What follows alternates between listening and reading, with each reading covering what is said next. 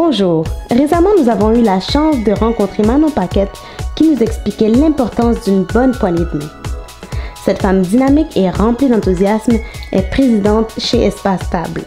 Diplômée de la prestigieuse École internationale d'étiquette et de protocole, Manon est conférencière, entrepreneur et elle a su créer une collection en habillage de table tendance déco.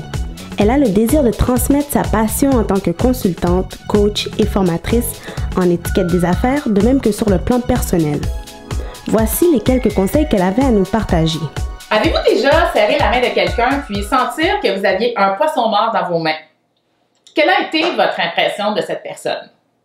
Saviez-vous en fait qu'une poignée de main peut révéler beaucoup d'informations sur les intentions et aussi la personnalité d'une personne? Avez-vous un exemple?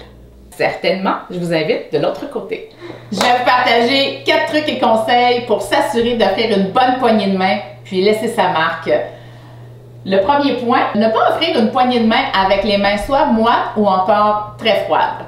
Le deuxième point que j'ai envie de vous partager, certaines personnes ont tendance à offrir une poignée de main du bout des doigts comme celle-ci. Attention, c'est signe de désintérêt à ne pas faire.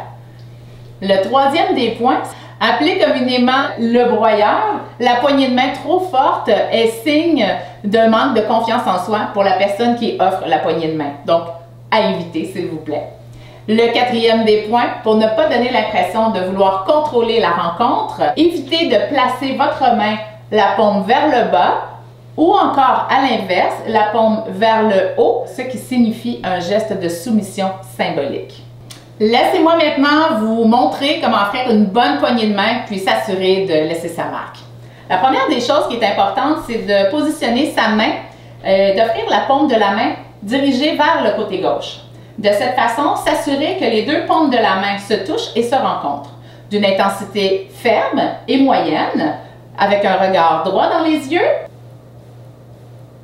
Elle doit durer 3 secondes. Quelle serait la bonne distance à respecter lors d'une poignée de main? La distance définit le genre de poignée de main. Alors, on doit se positionner ni trop proche, ni trop loin. Dans un cadre de l'étiquette des affaires, la position idéale serait dans un angle de 90 degrés, offrir une bonne poignée de main. Dans un cadre plutôt social ou amical, légèrement s'approcher, ce qui fait que le contact humain sera plus intense. Merci Manon, c'était très intéressant.